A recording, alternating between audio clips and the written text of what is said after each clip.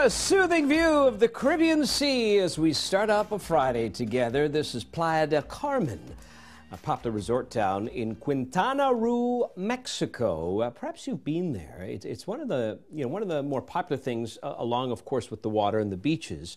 To do there is called the Fifth Avenue Street. And again, if you've been here, you know what I'm talking about. But apparently, there's a pedestrian street there that's about 20 blocks long. So there's lots of opportunities, to buy some tchotchkes, things you never really do need, but at the time you were compelled to purchase. Currently 28 degrees there. Looks like a little breezy as well, but I would take that breeze. I would take that breeze anytime. It's 0 right now at Pearson in Toronto. But welcome aboard. We are streaming live. This is episode 47 of the Here and There Show. My name is Anwar. If you're new to the program, we welcome you aboard here. This is something we do every Friday. And I'm happy to report, if everything lines up, we may be able to take the show back on the road for next week. We're just trying to figure out logistics for that. But it's always a privilege to have your company as we wrap up the week. We've got a great show coming up. We are going to play the Food Factor Fiction game. That's coming up. Have you ever seen a porcupine up close? I guarantee you the one I'm going to show you you've never seen before. We're also going to put on the world's oldest pair of pants. Really cool story. And we'll have the full forecast, a new AKQ, and in our Nod to Nature feature, I'm going to open up that file folder today. I'm going to introduce you to the province's oldest turtle. Really great story, over a century old. And some of you, depending on where your cottage is, you may have even seen her. So we'll talk about that. But first, who likes birthdays? Are you a birthday person? Is that sort of something you count down to? I'm not a big birthday person, I'll be honest with you. But this is interesting because there's one lady in Michigan. She celebrated her 100th birthday this week, and she did so by getting a tattoo. Let me show you the picture. Her name is Gloria Weberg. So she officially turned 100 this week, a century old, and she got tattooed on her arm, New York, New York, 1922. It's on her left arm, and that signifies the year and place of her birth. Now, what's interesting, she's been doing this since she turned 80. So every 10 years, she adds a new tattoo. So the goddess tattoo represents Mother Earth. She did that when she was 80. The little stars symbolized her 7 children. She did that when she was 90. And now that she's at 100, she did New York, New York. And that is, as mentioned, her birth year and where she was born. So I thought it's kind of cool. And I figured when you're 100, listen, the rules, the rule book is pretty thin, right? There's not a lot that you can say you can't do at 100. So more power to you. But that leads me to the AKQ.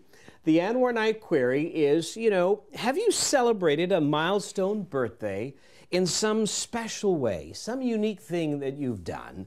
And as I mentioned, for me, I'm not a big birthday person. I've told my wife never, she's wanted to for years, do a surprise party. It's not for me.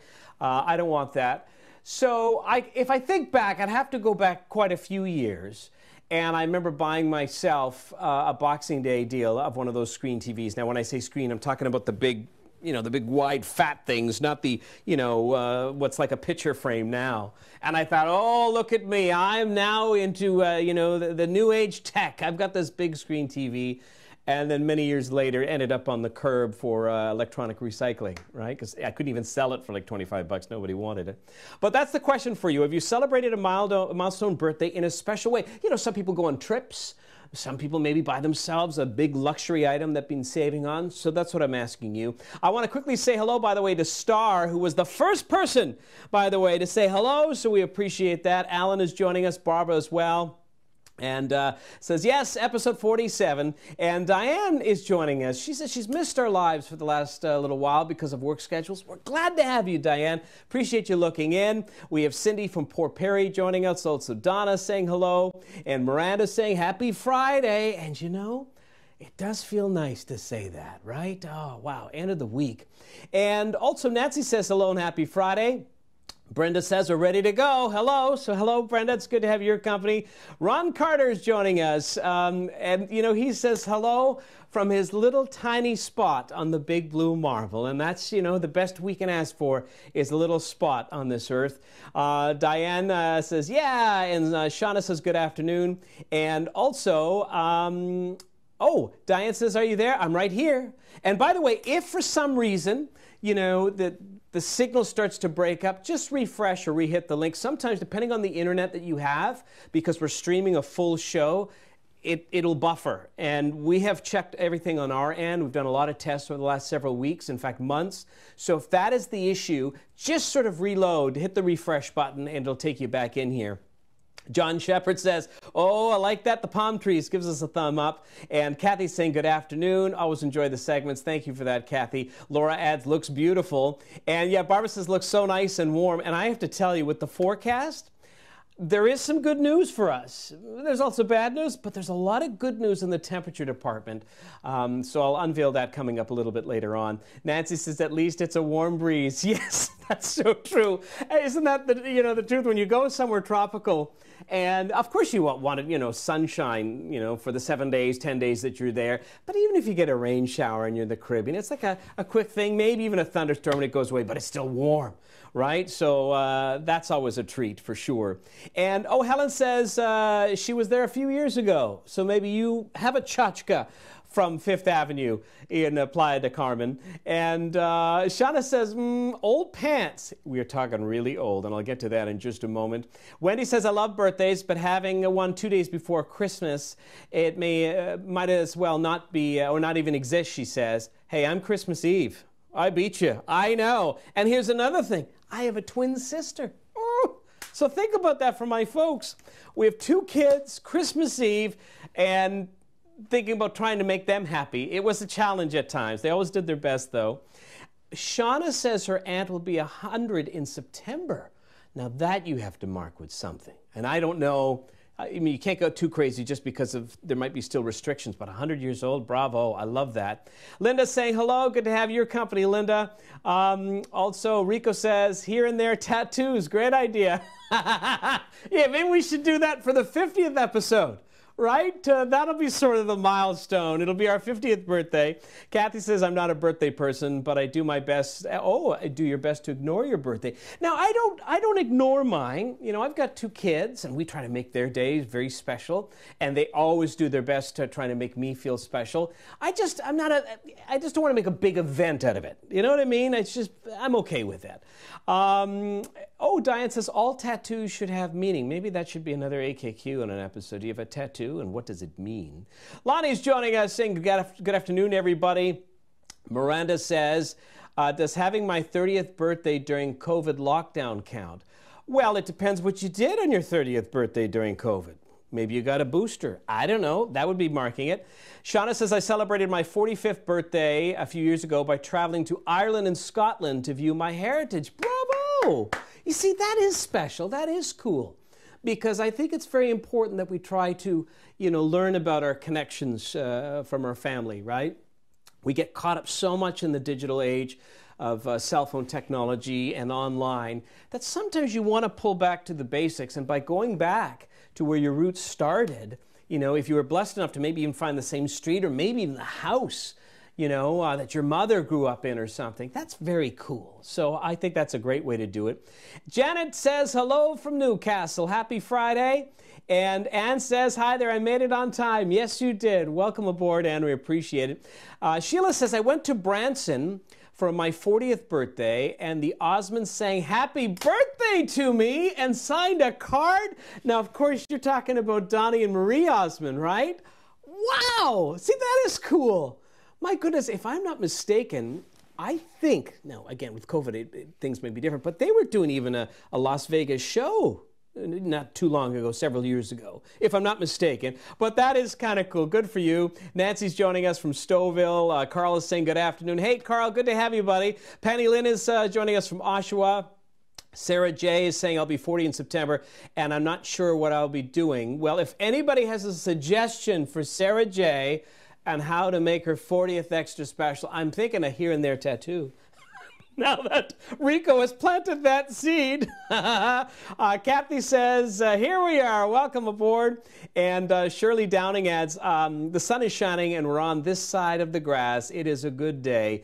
Laura says, the best birthday have always been thanks to my darling husband. Well, isn't that sweet? I'm glad he always spoils you. Giselle says, hello from Burlington. Barbara says, my best friend took me to New York for my Now, I'm assuming that's 60th and not 6th birthday. But yes, you know, we went to New York City before our first was born. My wife was probably, you know, just under 8 months, so we couldn't fly. And what we did is we drove, and maybe it wasn't 8 months, maybe it was about 7 months because we didn't want to risk it. But anyway, she couldn't fly. I know that. So we got the book, and I think it was 40,001 Baby Names. And that was part of our adventure, that we went to New York City as sort of, you know, what do they call it, the baby moon before the kids are born. And we would try to figure out baby names. And to this day, we remember that. Now, it wasn't marking a birthday per se, but it certainly was a milestone event. But I think that sounds awesome, heading to New York for your birthday. Lonnie says, my birthday is in December, very close to Christmas, and was always on the outs and celebrating. So for my 50th birthday, my brother held a surprise party in July in his backyard, lots of friends, haven't seen in years, and it had a swimming pool. You know what? We do an Anwar Day. My wife started that up exactly in July as well, because, you know, Christmas is always a difficult time because everybody's doing other things as well. So, yeah, good for you. And again, we don't make it a big thing. It's just sort of a family thing, but she does that. So I'm very spoiled that way. Zofia Perry says, I got a tattoo of a manatee for my 70th birthday. And it's because you swam with them in 2020 and absolutely loved them. If I'm not mistaken, they are the symbol of Florida, if I'm not mistaken. They're a protected species, manatee. So that's kind of cool. And, oh, Lucy says, I always feel better when the sun is bright. And at least we have that today. It's a little colder today, but it is bright. And Helen says, maybe I would get my first tattoo for your 50th episode. Oh, well, I like that. Okay, now I'm taking orders. Oh, boy. Now, oh, and Laura adds, Helen Ritchie, yes, he couldn't do the show live without you there. And also, Barbara says, happy Friday from Cordis. Love to watch. Well, I appreciate it, guys. Let's continue on our next story. I want to introduce you. The kids were so thrilled to see Percy the porcupine. And I don't know if you've ever seen one. I guarantee you haven't spotted this particular porcupine before. Let me show you a picture. This is clearly the biggest and prickliest rodent on the planet. It's 40 feet. You know, this is 12 meters in size. Its nose is as big as a Volkswagen with 2,000 foam quills. I posted this as a teaser yesterday, and some of you thought it was real because it looks so good, and that's why I wanted to share the story. It's actually a joint project of the San Diego Zoo and Jim Henson's Creature Shop. You know, Jim was legendary creating the Muppets, Kermit the Frog, and that sort of thing. He passed, but his company continues to this day. So they made this.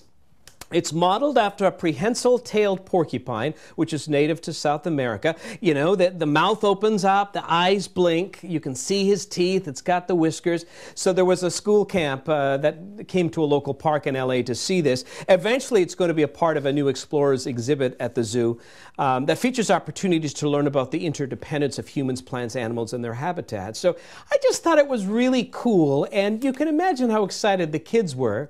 Because, you know, let's face it, it's been, and it continues to be a challenging time. So I thought this was kind of neat, the fact that it's so big. And they're going to be transporting this now to the San Diego Zoo. And it is the largest puppet of its kind. The Jim Henson company said they've never done something quite this big, especially when it's replicating what's supposed to be a living animal. So that's Percy the porcupine. You know, I was thinking about that, and I thought, the best we ever got here in the city was the big yellow rubber duck. Remember? Do you remember that? It was down at the waterfront. I don't know, maybe it was five years ago. There was a lot of controversy on how much the government paid for it to bring it down. And I guess it was cool, but it's not like the porcupine, right? So there you have it. And, so Betty says, hi, happy birthday. Didn't know it was your big day today. Best wishes. Well, it's not for me. It's not my birthday. But anybody who's celebrating, that would be cool. And, yeah, it's not my birthday. Everybody's saying happy birthday. It's not my birthday. My birthday's Christmas Eve if you're coming in late. But we're asking for the AKQ, the Anwar Night Query. You know, is there a milestone birthday that you celebrated in a special way? Did you do something different, whether it's a tattoo, bought yourself a luxury item, maybe you went on a cruise or something like that? And, oh, Cindy says I look very dapper. Well, this is my birthday suit. You know? No, I'm kidding. Oh, look. Sheila says that Donnie's show is fantastic. So I guess some of you were talking about the Osmonds when they're performing. So there you go. When we went to Vegas, it was Barry Manilow that we went and saw.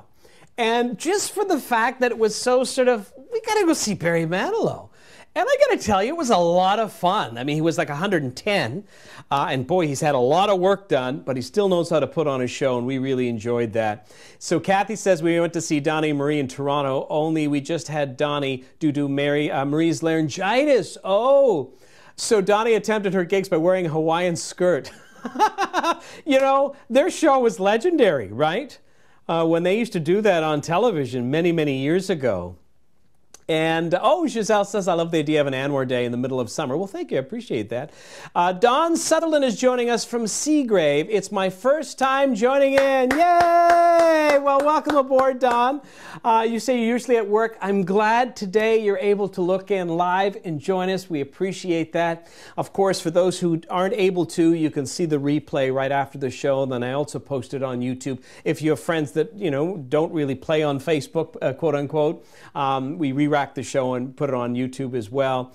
And Miranda says, December's a bad month for birthdays. Christmas is my father-in-law's, then Boxing Day is my goddaughter's, the 28th is my husband's, and the 29th my mother's. Oh, wow. You know what you do? Lottery ticket for you, for you, for you, for you, and you're done. Because that is a lot of pressure. Wow, isn't that something? Barbara says, yes, that is an incredible porcupine. And John says they love the duck. Some people did. They went crazy in terms of taking selfies for it. And, oh, Kathy says, imagine a dog attacking the porcupine that big. Yeah. I wonder what the dog would do, actually, when it sees that. Judy says, Judy, it's nice to have you back, by the way. Judy says, we often go camping for our birthdays, and yours is on Canada Day, so that's usually a great day. Yeah. And you know what? You can say the fireworks are just for you. Right? It's like, ta-da, that's my birthday show up in the sky. Sarah J. also says she likes the best. Well, I appreciate that. Sheila adds, Barry Manilow, aka Plastic Man, also puts on a great show. As soon as he starts singing, you just sway back and forth and sing along. Right? That's what it was for us. We really, really enjoyed it. So that's kind of cool. All right, so this is another story I want to get into. It was just updated this week. Now, it revolves around a pair of pants, and to qualify, researchers believe this is the oldest pair of pants ever found, likely at least 3,000 years old, maybe 3,200 years old. And archaeologists, although they discovered in an ancient tomb in Western China, that was 8 years ago, they continued to research these pants, and they just updated new details on it within the last couple of weeks. So let me show you a picture of it. I'm speaking of Donnie and Marie. This is something maybe Donnie would have worn. But so the researchers were looking at this, and they have determined that it showcases historical textile innovation that has helped fashion evolve to this very day. There were 3 different weaving techniques that were used to make the pants. Much of it was consisted of twill. Now, that is one of the most common fabric weave in today's jeans. You know, twill changes the woven wool from firm to elastic, so it gives the person plenty of flexibility. So this was found on the remains of 2 warriors. They figured they were about 40 years of age. And it was created for those who ride a horse because it had straight-fitting legs and a wide crotch with elegant decoration. And I'll tell you, speaking from a man, that's one thing you need to want to say is, oh, yeah, I need pants with the wide crotch area. I need room. But isn't that something? So they say your comfy jeans and some other pairs of pants that maybe you wear today, the design and the production principles started out thousands of years ago, very likely from pants like this. Is that not cool? I was just floored by it, and the pattern itself is kind of neat. Remember, there were no sewing machines. Everything was done by hand, whatever natural fibers they could make, perhaps from sheep's wool and that sort of thing. I thought it was just amazing, amazing stuff there. So, next time you look at a pair of pants, you put on a pair of jeans in particular, and you see that little, the weave in it, and you could think of the world's oldest pants and the fact that they're so well preserved, right? I mean, over 3,000 years old? That's just amazing. So I thought that was cool. The world's oldest pants. Now, still coming up, we're going to play Food Fact or Fiction. Also, open up the Nod to Nature file, but I want to get into your forecast. Lots to talk about. We'll start off by letting you know that the weather is brought to you by the Big Blue Marble podcast. Listen along as I feature undeniable stories of our changing planet and the amazing people that are trying to save it. It is available now in your favorite podcast player as well, at bigbluemarble.earth and at anwarnight.com. I'm uploading a brand new episode come Tuesday. It's called The Bounce Back of the Butterfly. We're going to look at this amazing migration, which is unlike any other on the planet, and the fact that some of the populations are starting to bounce back on the West Coast. So we're going to be talking to Cheryl Schultz. She's an expert in butterfly migration. So that drops on Tuesday. Be sure to check it out. Jack says, amazing pants over 3,000 years old. I know. I got pants from Costco that last only 2 years, you know, but that's all good. Oh, yeah. Shauna McFadden says, I can still hear you saying weather is brought to you by train. Yeah, that goes back a little bit. I haven't said that in a while, huh? My goodness. Alan says, thanks for the accurate weather forecast. And Rico says, Sunday is free car wash day. Yeah, you're probably right. I was going to say, you know, you shouldn't wash your car because some people have been doing it already. I know you're saying about the rain, so you're probably right. But the problem is on Monday, once it cools back down, there may be some doors that are frozen. We'll have to watch it. Anyway, you guys ready to play Food Fact or Fiction? Let's make it official. Da, da, da, da. Time now to play Food Fact or Fiction. All right, so let's get things underway here. Ooh. A little bit of a bonus. I like that. Woo! Okay, so very easy to play. I'm going to read out a food, drink related question, and you tell me if it is fact or fiction. And please include number 1, 2, 3, or 4 so I know which one you're responding to. But indeed, we are going to start off with question number 1. Ears of corn generally always have an odd number of rows. So question number 1, ears of corn generally always have an odd number of rows. Fact or fiction? You tell me. This is question number 1 on Here and There, episode 47. So we have Judy out the gate here, number 1, saying a fact. Jerry says fact. Wendy also says fact. Adele says fact. A lot of people saying true. Fact, fact, fact. Sheila says fact. Judy says fact. Barbara says fact. Nancy says fact. Leah says true or fact. Jack Taylor says fact. Bonnie Cole says fact. Rico says fact. The actual answer. The ears of a corn generally always have an odd number of rows. It is fiction. It is not correct. Actually, an even number of rows. An average ear of corn has 800 kernels on 16 rows. And 1 pound of corn consists of approximately 1,300 kernels. Ooh, so there you go. Okay, question number 2. Now remember, it could go either way, right? So, you know, and we've had some people in previous episodes, they got all 4 right, but I'll leave it up to you. Sometimes guessing is the best way, but let's go through. Oh, Judy says I've never counted them. Number 2, sugar-filled candy treats are safer for your teeth than crackers. Question number 2. See, Kathy says, see what I get for following a group. Yes, you see, and mine says, whoops. Okay, so sugar-filled candy treats are safer for your teeth than crackers. Question number 2, fact or fiction? Fact or fiction? Alan says fiction. Rico says true. Shauna says fiction. Sheila says fiction. Cheryl says hello, by the way, from Haley. So good to have you. Adele says false. So fiction.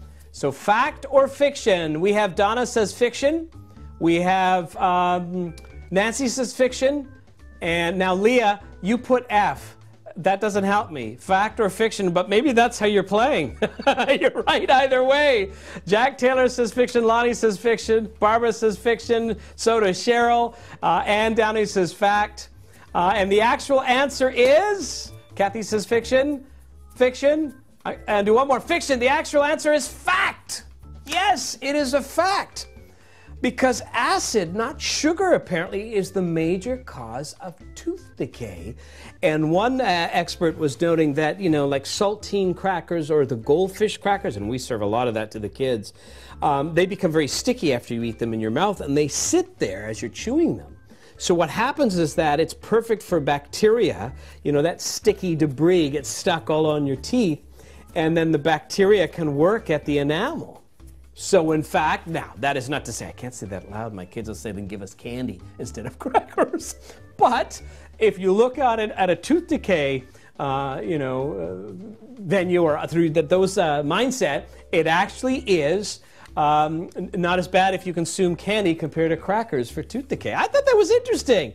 Yes, what? My mind is saying that. A big question marks from Donna. Okay. Rico said, let's all celebrate Anwar's candy store, referring to the candy store the kids set up in the basement a few weeks ago right here. I mean, they got all the little gummies and all that, and they had coupons for us, and we bought them. Very expensive, by the way. Charged me $5 for a little thing of gummies. Anyway. Oh, Nancy says they broke a tooth in half with Macintosh toffees. So safer? Well, we're talking about tooth decay, but I hear what you're saying. I hear what you're saying. Question number 3. A cluster of bananas is called a hand. A hand of bananas. Fact or fiction? So a cluster of bananas is called a hand. Fact or fiction? This is number 3. And Sarah J says, can I change my answer? LOL. No. Once you put it on the board, it's there. Kathy says, what happens if some little pieces of candy get stuck in there too? Well, then you got a real problem. But your dentist is laughing all the way to the bank. Jane says, hello from Oshawa. Have missed seeing your show for the last 7 weeks while we were in Florida. It's great to see the sun and the longer hours of daylight. Stay dry and safe. Thanks for joining us. We appreciate it. Sabetka says fact. Cindy says fact. Bonnie Cole says fact, so does Rico. Nancy says fiction. Jack says fact. Jill says fiction. And Betty says fact. Glenn says facts. Cheryl Boudreau, I beg your pardon, says true, which is fact. And Zofia says, it's so weird, I'm going to say fact. And so does Susan and Adele. And the actual answer is, indeed, it is a fact. Do you know what one banana is called? That's not the next question, mind you. It's called a finger. I didn't know that. And a small cluster of bananas is called a hand, and then the entire stalk, you know, when they're getting it from the tree, is called a bunch. I always call bananas a bunch, but it is actually, give me a hand. I guess that makes sense, because typically it's like, you know, 4 to 7. Although Rico once told me, was it 8, Rico? He said he always counts them because sometimes you can find one with an extra one. So you get a little bit of a bonus. And I never thought about that. You know, you just tend to think, oh, I'm just going to buy it, you know, the hand of bananas. But if I look at the one over there, that has an extra free banana. So that's another little tip that you can do. Let's get into number 4, and then we're going to open up the Nod to Nature file. All right, so question number 4.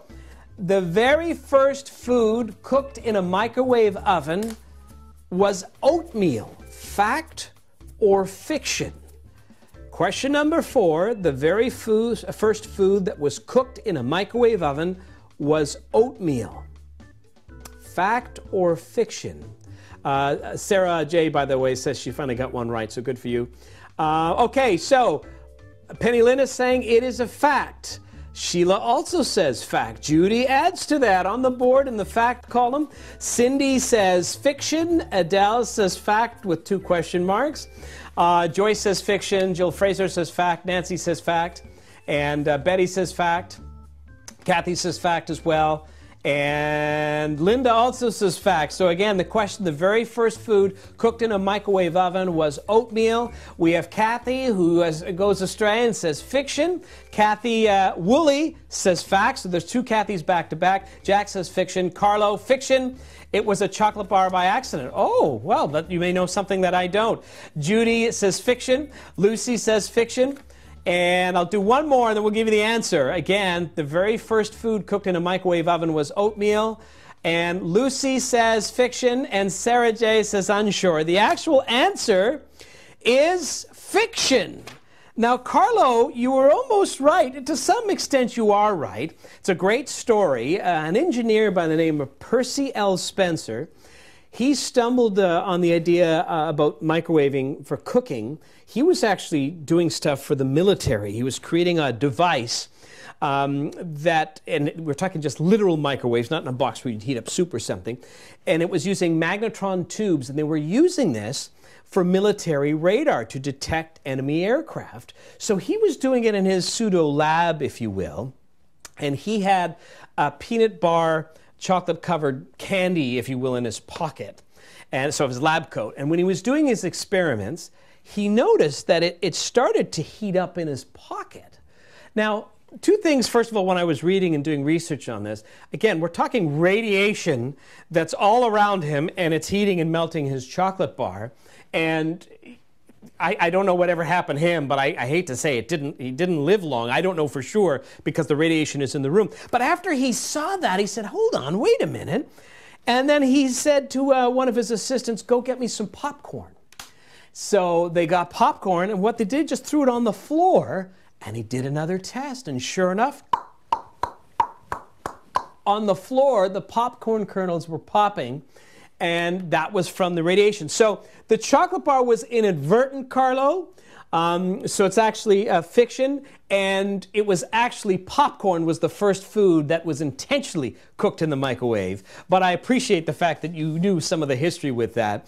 And in 1947, that company, which was called Raytheon, they went on to take, the stuff that this engineer created, and they made the first microwave oven for consumers. And at the time, it was called a radar range, and it was as big as a fridge. Okay?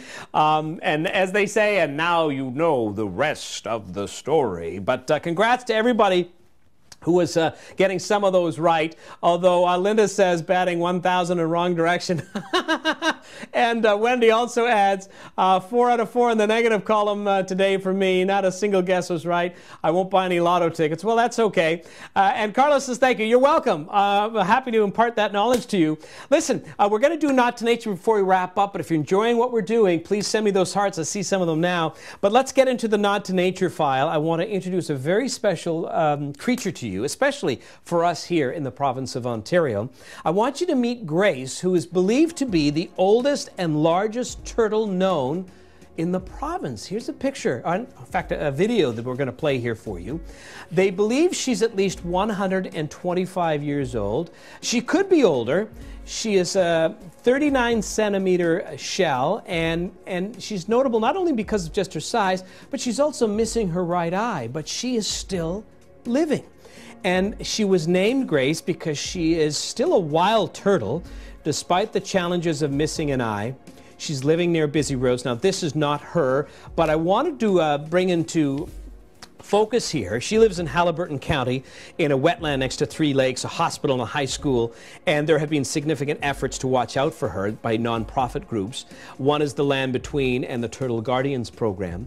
But turtles are amazing creatures. They've been virtually unchanged for 220 million years, and less than 1% of the eggs make it to adulthood. This is me actually when I saved a snapping turtle near my home. I guess it was 2 summers ago. But as we get into June, it's the height of nesting season, and as we're starting to get out, maybe going to the cottage, you very well may see one on the road, right? And if you do, you can help it, and there are many ways to do it. The key, though, is you want to take that turtle in the direction it's going. So, if this is the roadway and the turtle is here, you don't want to turn the turtle back to the little culvert or back to the forest.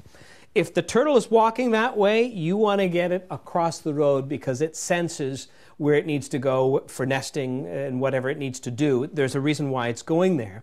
And if you have a snapping turtle, you want to grab it from the back. But another tip, you could use a car mat, where you could put, just sort of shove the snapping turtle on the car mat, and then you can just drag it. So its mouth doesn't come near your hands. You could use a blanket, whatever you're going to do. But the key, again, whatever turtle you see, if they're on the road or right on the edge and they're going one way, pick it up, cross it over, and let it continue on the other side. Because, as I said, you know, all of the species in Ontario are threatened.